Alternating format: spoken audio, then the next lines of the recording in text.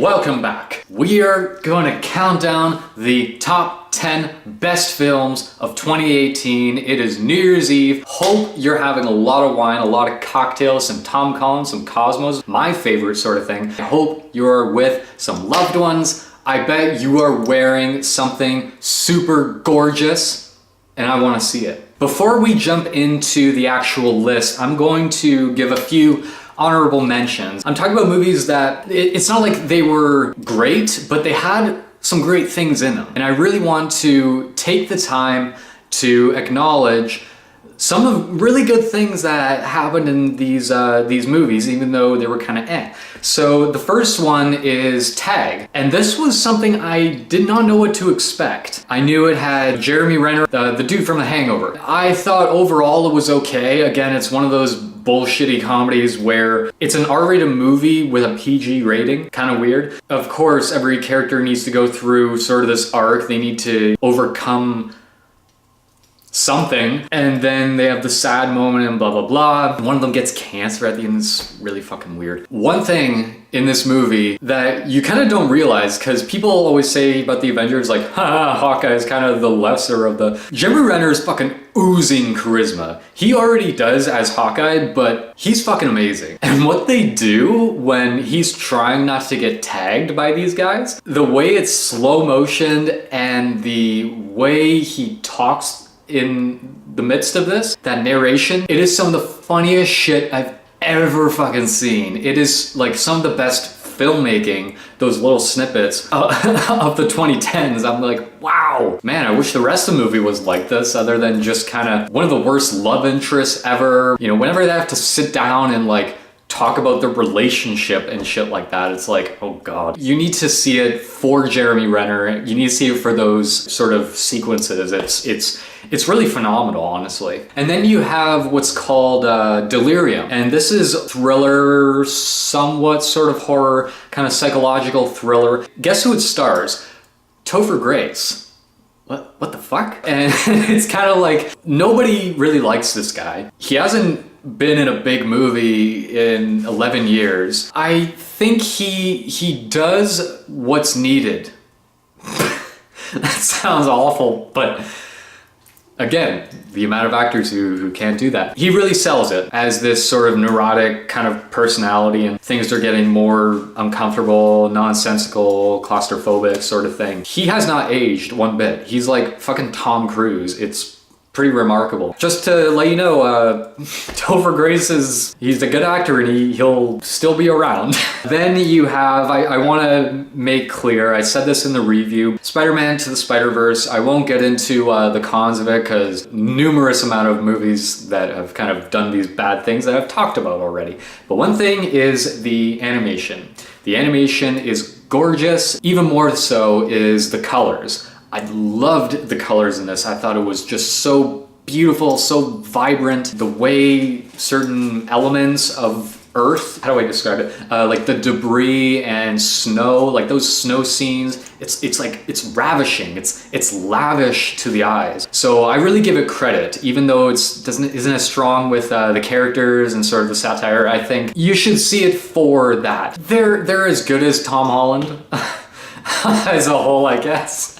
Like, I've heard excuses like that. It's like, oh, I don't want to see it. There's Tom Holland.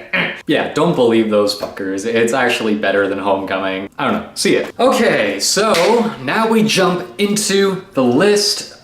We kind of go from, oh, I enjoyed it. There was some good stuff in it. I thought that was a decent movie, to, you know, some of the best stuff ever. So we jump into number 10. Skyscraper. What makes this movie great? The Rock. You see like stuff from his 90s interviews to like the 2010s interviews. It's like, what the fuck happened? He's great in it. I think the action especially is kind of remarkable in some of these moments. The scene where he sort of has to do that jump, but a little before that, when he's climbing and he nearly slips, I fucking lost my shit in the theater. I lost my goddamn mind. When he jumps, it's great. And then when he's actually in this hand-to-hand combat sort of thing, it's not the most ideal sort of hand-to-hand sort of choreography to my liking. What I love about it and what I love about these certain action scenes is that you feel the pain when someone gets hit. It really fucking hurts and it really leaves a fucking dent in it. Neve Campbell is still alive, so we have her in it. George, fuck off. The only thing that was legitimately bad is the villain, which is this hipster bitch with these weird earrings, and she's like, does that whisper thing to catch someone's attention before killing them. Like, oh my god, just kill her now. And thankfully they do. She doesn't last very long. I think there's some really sort of like wow sort of stuff in it, and I think they got a great lead for this type of movie. The climax goes a little odd and it's kind of like, I don't know, I think you're trying a little too hard here. Yeah, I'd say go check it out. I think it has good effects, some really good action, and some cool characters for the most part. So there you go. The Open House. I always remember this kid as the main bully in Let Me In, so it took me a long while to sort of not want to kick him in the balls a little bit, really just like dissect it a little bit. I think the suspense, the build-up, and the relationship between the mother and son are the best things going for this movie. I think you get a good sort of feel of what this house is all about. You kind of memorize the rooms. You feel like you could walk your way through this house yourself. The house is almost like its own character. I thought that was pretty cool.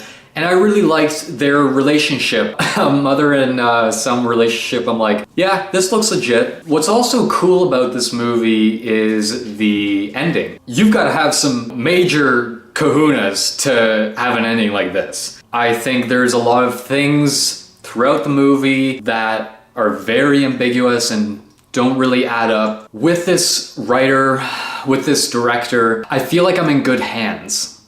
And that's always a great compliment you can give for movies. You feel comfortable. You feel assured that the director kind of knows what he's doing, is gonna show you this story. We're gonna show you a story. Take it for what it's worth. I really give it credit for that. I'd say check it out. It's, good acting, good atmosphere, good build-up. Check it out.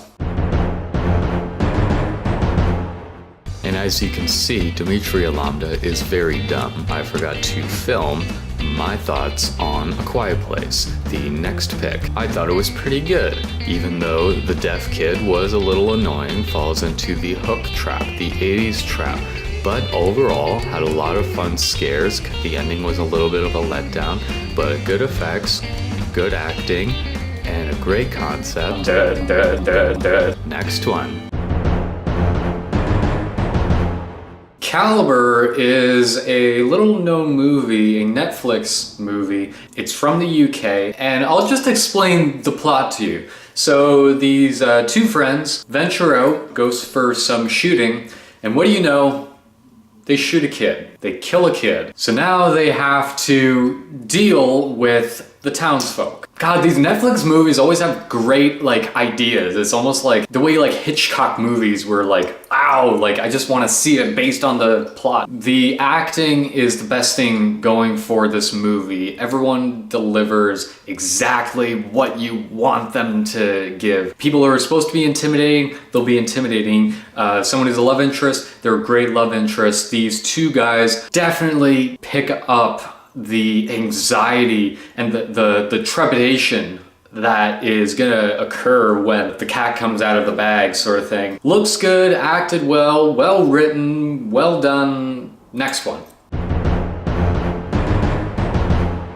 Hereditary is a movie I got kind of burned on, and it's not the movie's fault. I was extremely depressed when I first went in to see it. It was after the scene, and everyone knows what scene I'm talking about. And I had to talk to a friend. The friend sort of wouldn't leave me alone over the phone, so I had to walk out.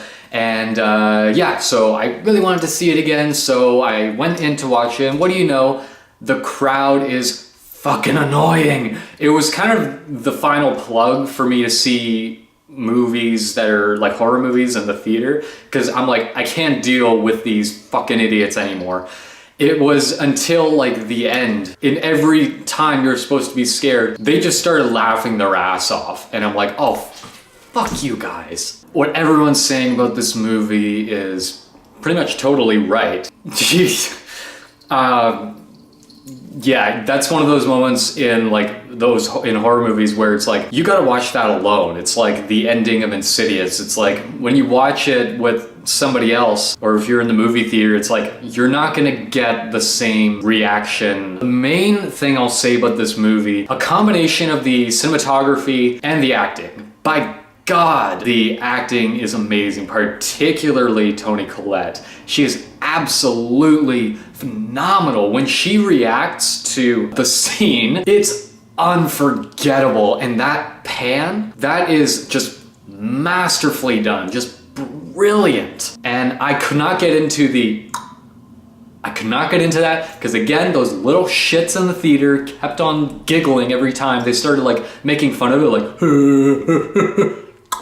there's definitely that sort of struggle of, you know, is it real? Is this sort of like a family illness sort of thing? Who's involved in this? Who do you trust? Who do you believe? I think they hit most of the marks. So I think there's a lot to get out of this movie, and definitely watch it for the scene. So next one. Ocean's 8 was a bit of a surprise. This is like the fucking Ghostbusters remake again. It's like, okay, well, after the array of sequels and remakes, why don't we just do an all-women reboot?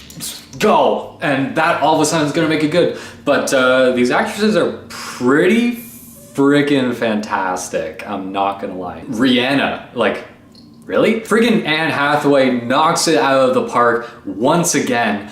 Every single character, from Sandra Bullock to Cate Blanchett, who looks a lot like my mom. I swear my sister was in this movie for 30 seconds. I don't know how she got in it, but she didn't tell any of us. Helena Bonham Carter, Rihanna, like I said, it's like, man, everyone was just a home run. The planning, from the build-up to the big restaurant scene, to the costume designs, to the resolution, I was like, it's a movie. You know, it was a movie, surprisingly, and I was like, wow, fucking Ocean's 8 is the little golden nuggets of the year. Who would have thought?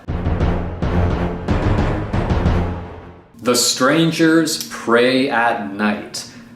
This is one of my favorite types of movies. Not really like slashers. People who aren't teens, aren't idiots like in the Friday the 13th movies, where they're in this enclosed space and there's these people trying to get in. That's like my type of horror movie. I'm like, oh my God. This movie delivers. Not as good as the first movie. In this one, they show a little bit too much of the monster, like quote unquote monsters. They give them a little too many lines. There's this scene where the guy, like the main guy, like steps into the car and puts on this happy-go-lucky music. I'm like, okay, this is just way too silly. It's not like you're enjoying it. It's like, okay, you were intimidating like the first hour, but it's like, oh God, you're like right now, like, are you fucking serious? I thought as far as the kids sort of being mad at the parents, I could surprisingly tolerate, even though they reveal a little bit too much, these killers, and they say a little too many lines. I thought it was just a rush. And even though the ending is kind of goofy, where it's like they turn to like Jason Voorhees, like how come they're not dying? The violence feels real, the scares feel real for the most part, and definitely not as good as the first one. Get some popcorn, get some pop. It's a fun one.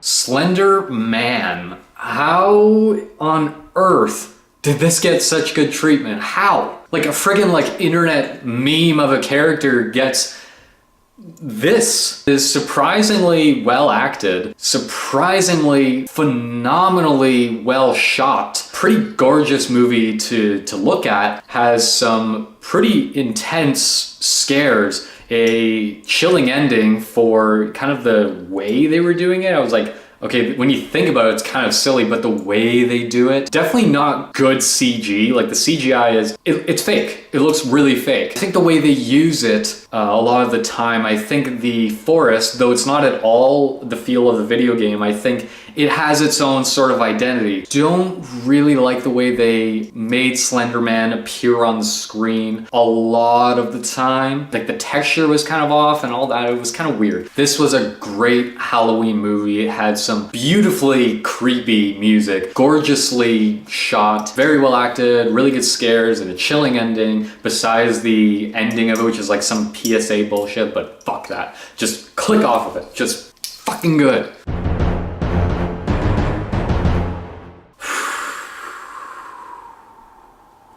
Oh, this is not intentional.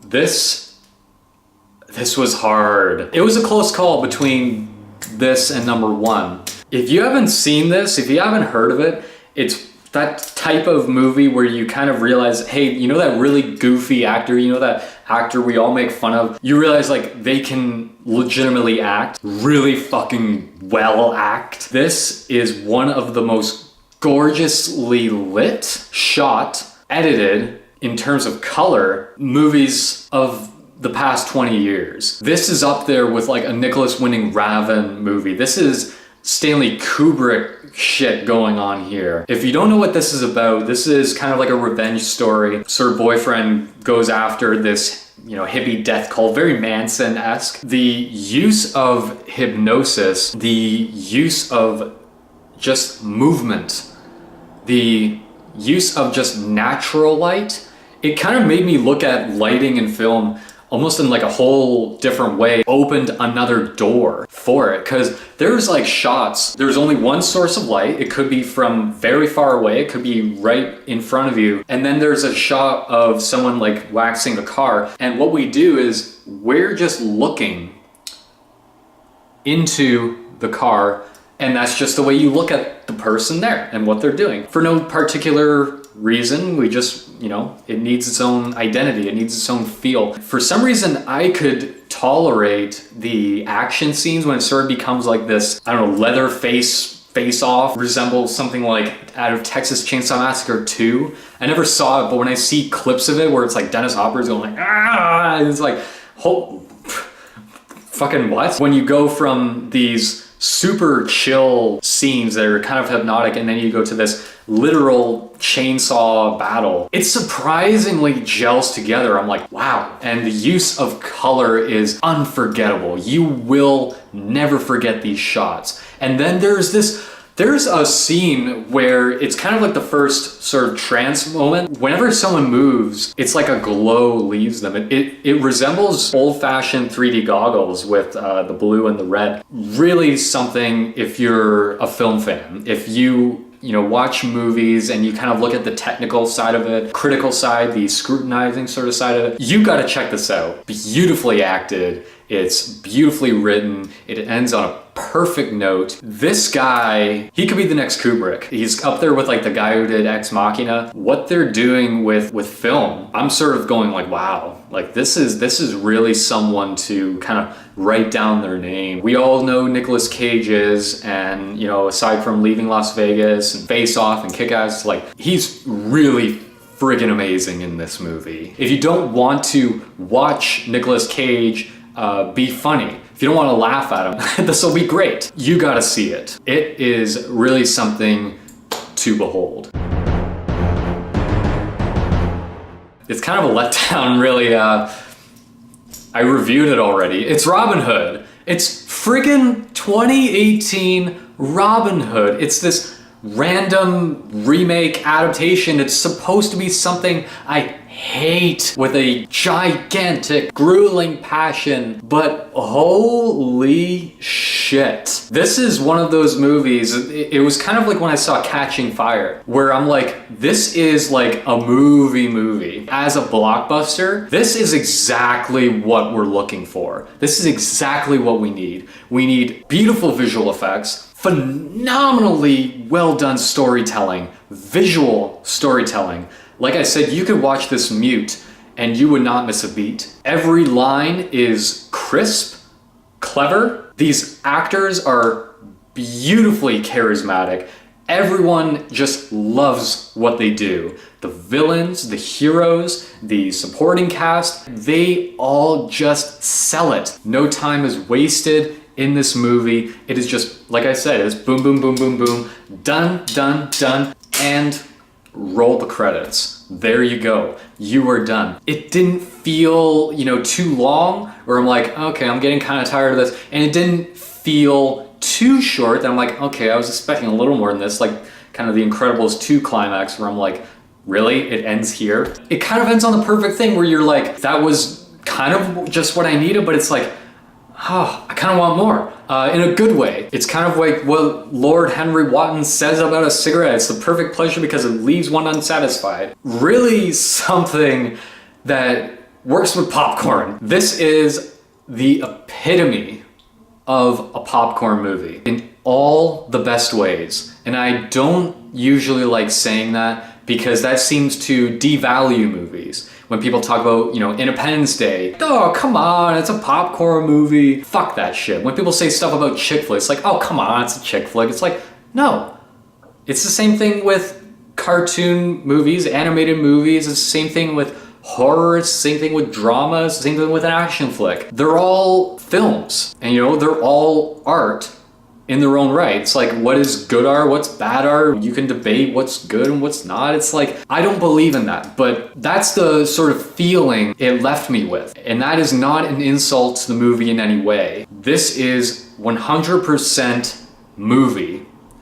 Visual storytelling, using everything it has in its palms to give you something really special. Phenomenal costume design, lively world building, magnificently acted, unforgettable pieces of dialogue, and it's like, God, how I would never have guessed this. I never in a million years. I would tell my 12-year-old self, it's like, what's gonna be the best movie of 2018? It's gonna be this 2018 reboot, just remake of Robin Hood. I would have slapped myself right across the face. I would have decked myself in the eyeballs if I could. You gotta see this movie. Check out my review. I'll leave all of my actual reviews in the description below. So that is about it for 2018. All the best. Hopefully you have a lovely, lovely new year. Stay up late, get some coffee because booze makes you tired and being around people makes you tired, at least for me, but that doesn't mean I don't like people. I kind of do. I hate humanity, but it's New Year. See some movies, take some shots, and have a good time. Who are we? Who are you? I'll see you next time in the new year.